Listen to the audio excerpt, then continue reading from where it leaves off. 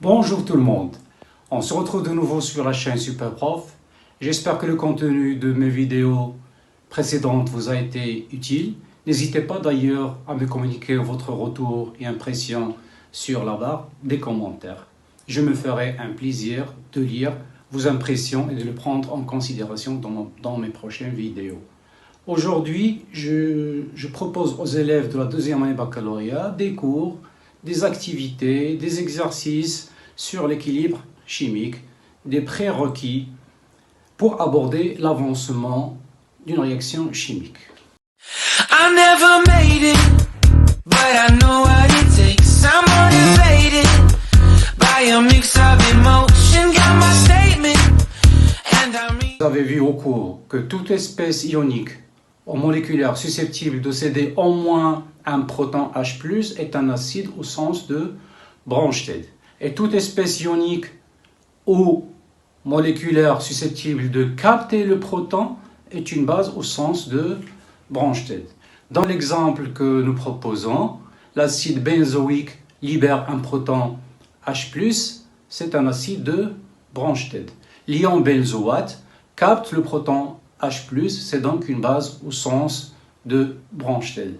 On dit que l'acide benzoïque est l'acide conjugué de l'ion benzoate et les deux forment un couple acido-basique. Vous avez un autre exemple, c'est le cas de l'eau. Bon, ça c'est un cas particulier. Vous allez voir que l'eau, on le trouve parfois, il joue le rôle d'acide et dans un autre temps, il va jouer le rôle de la base. C'est ce qu'on appelle une espèce amphotère ou bien ampholie.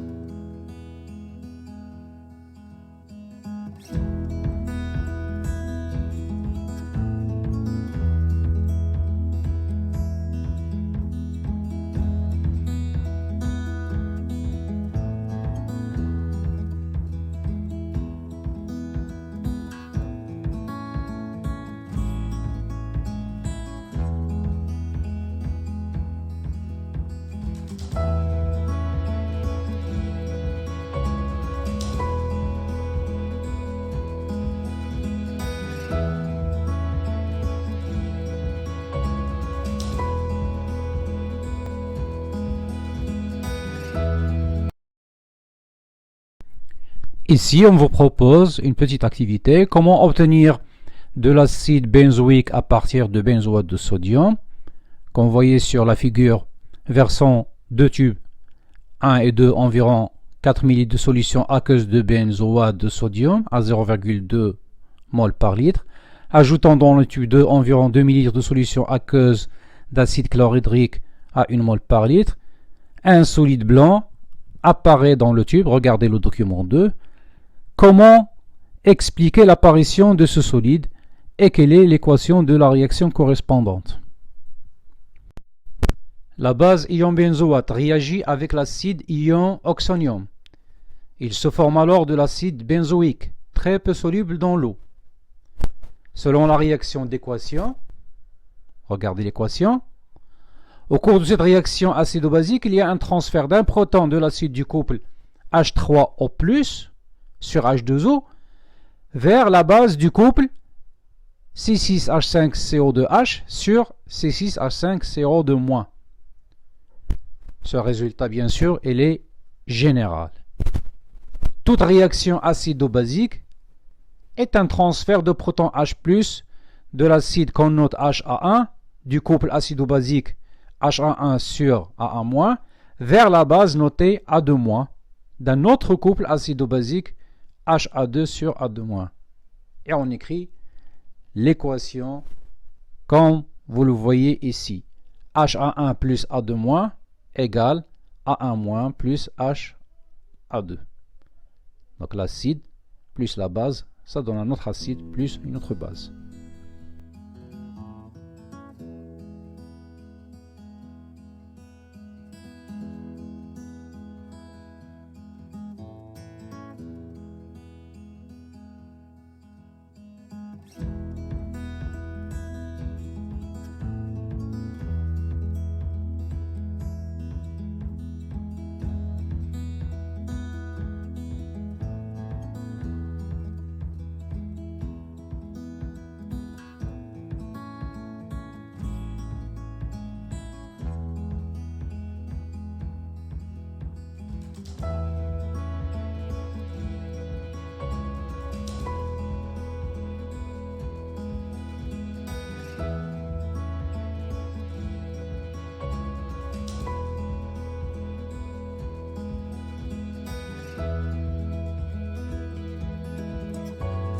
qualité acide ou basique d'une solution aqueuse dépend de la concentration en ion oxonium, qui est ion H3O+, qui peut varier de quelques moles par litre, de 10 puissance moins 14 à 10 puissance moins 15 moles par litre.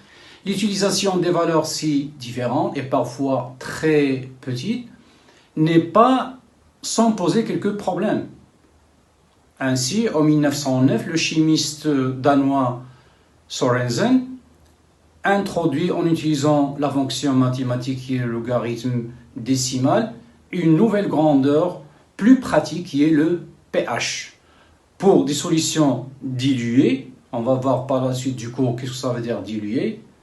Quand vous voyez ce que je viens de donner, 10 puissance moins 14, 10 puissance moins 15, c'est assez faible.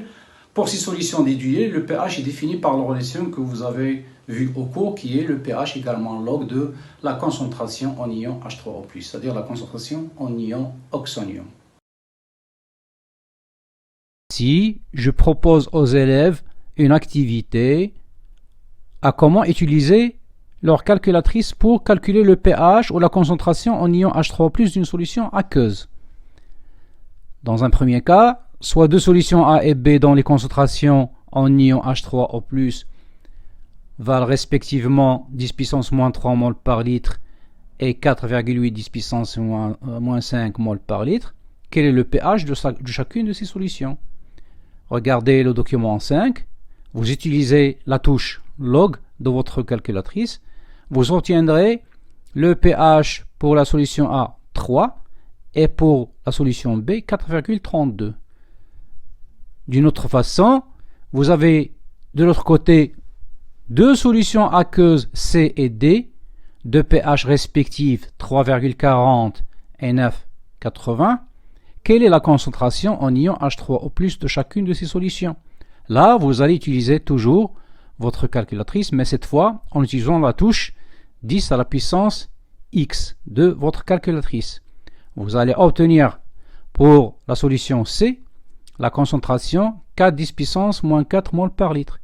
Et pour la solution D, 1,6 10 puissance moins 6 mol par litre. Essayez de vous entraîner à utiliser le log et le 10 à la puissance X.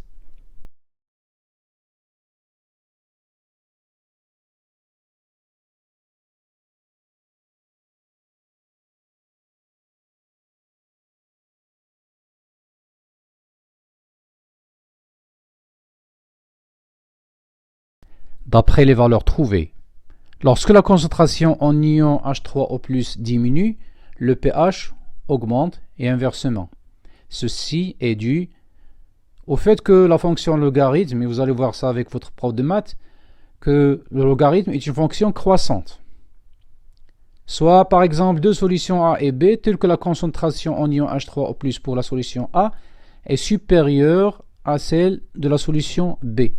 Si vous appliquez le logarithme des deux côtés, puisque c'est une fonction croissante, le log de la concentration des ions H3O+ est supérieur au log de la concentration H3O+ pour la solution B.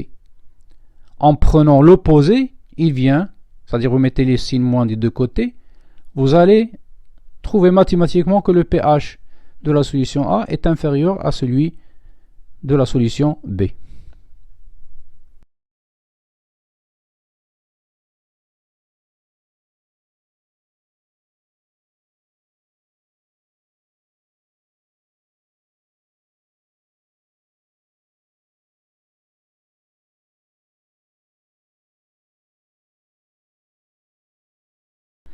Une détermination approchée du pH peut être effectuée à l'aide d'un papier pH. Pour effectuer une mesure plus précise, on utilise un pH mètre. Document 7. Description d'un pH mètre. Un pH mètre est constitué d'une sonde de mesure reliée à un voltmètre électronique, graduée en unités de pH. La sonde de mesure est constituée d'une électrode de verre. Regardez le schéma. Une électrode de verre et d'une électrode de référence. Ces deux électrodes peuvent être combinées ou séparées. Regardez le document 8. La tension électrique U qui apparaît aux bornes de la sonde plongée dans une solution est une fonction affine du pH. Elle s'écrit U égale A moins B fois pH. C'est-à-dire la forme d'une droite Y égale AX plus B en maths. Où A et B sont des coefficients positifs qui dépendent de la température et de l'état des électrodes. Une remarque très importante, il est toujours nécessaire d'étalonner un pH mètre avant toute mesure. La précision de la mesure du pH d'une solution dépend de la fraîcheur des solutions étalons utilisées, de l'état de la sonde et de la qualité de l'étalonnage. La valeur λ est toujours entachée d'erreur. En voici une activité. Quelle est la précision d'une mesure du pH? En manipulant avec beaucoup de soin, il est possible de mesurer le pH d'une solution avec une incertitude de 0,05 unités. Considérant une solution aqueuse pour laquelle le pH mètre indique 5,30 par exemple, regardez la figure, le pH étant connu à 0,05 unités près, ça veut dire que le pH est encadré entre deux valeurs qui sont 5,25 et 5,35.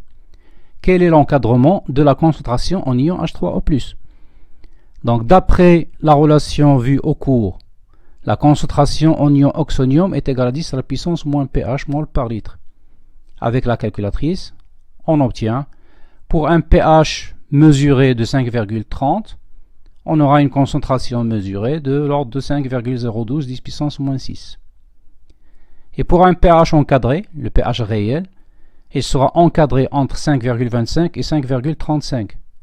Soit pour la concentration en ion oxonium réel, ça sera entre 10 à la puissance moins 5,35 et 10 à la puissance moins 5,25. On fait le calcul avec la calculatrice, ça va vous donner un encadrement pour les ions oxonium H3O+, entre 4,467 10 puissance moins 6 et 5,623 10 puissance moins 6. Nous écrivons alors que la concentration réelle, ça sera 5 plus ou moins 0,6 10 puissance moins 6 mol par litre. Deuxième question. Quelle est la précision sur la détermination de la concentration en ion H3O+? C'est ce qu'on appelle l'incertitude relative. L'incertitude absolue, ça s'écrit delta de la concentration en ion H3O+. Si vous divisez par la concentration en ion H3O+, vous allez obtenir ce qu'on appelle l'incertitude relative. Vous faites le calcul, ça va vous donner 0,12, soit 12%. Ce résultat est général. Une incertitude de 0,05 unité de pH sur la mesure du pH entraîne une incertitude relative de l'ordre de 10% sur la concentration en ion oxonium correspondante.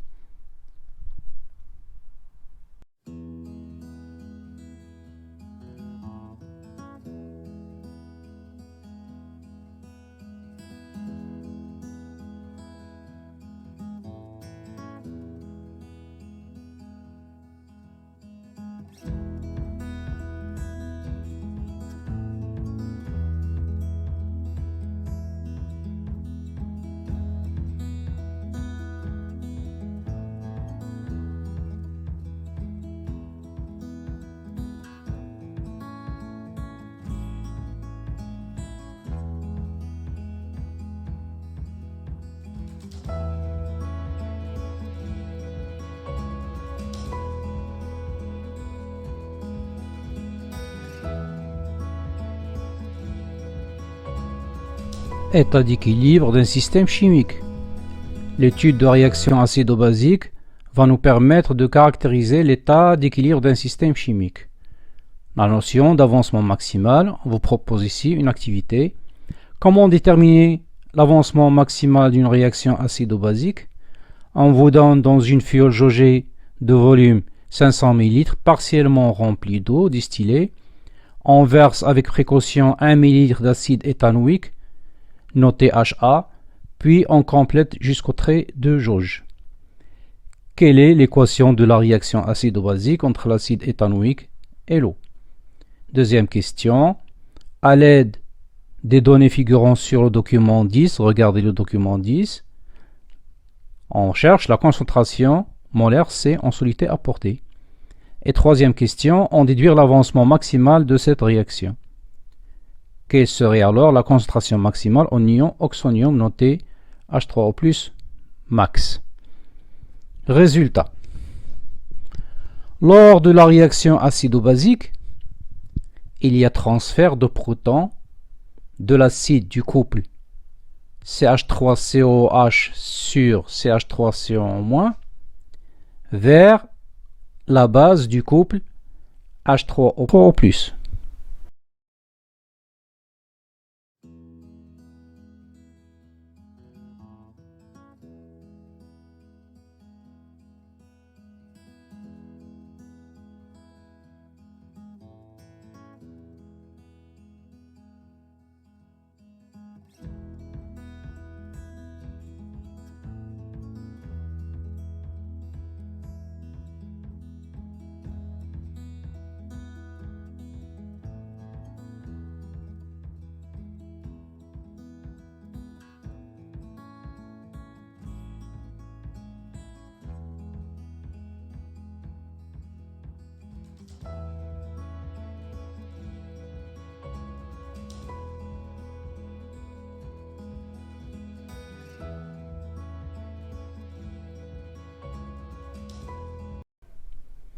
Deuxième question.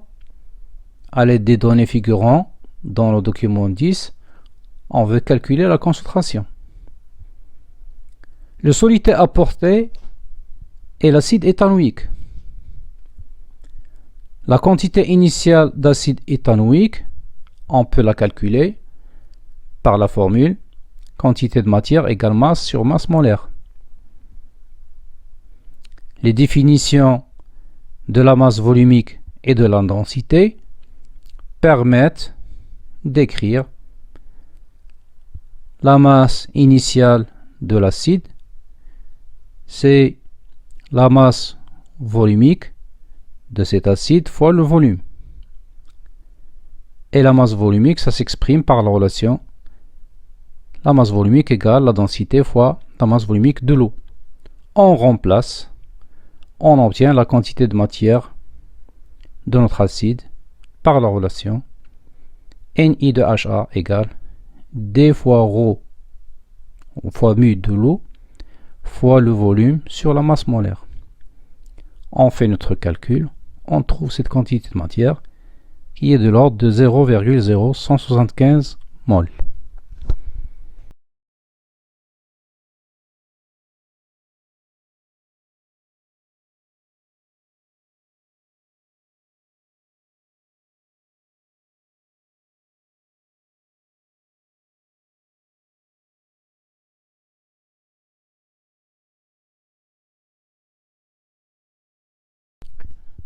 Pour la concentration molaire en soluté apportée, on sait que la concentration, c'est la quantité de matière sur le volume.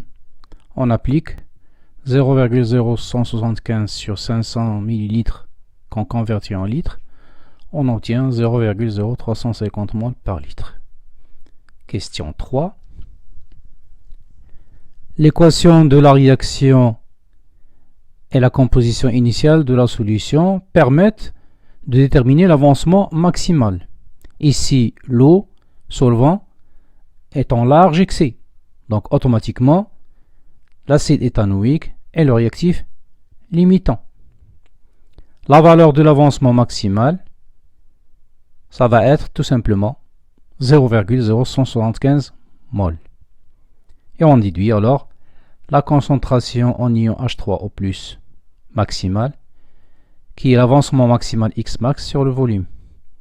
On fait notre calcul, on trouve 0,0350 mol par litre. Le cours est terminé. La prochaine fois, on va parler de l'avancement final et le taux d'avancement pour continuer le cours. Merci.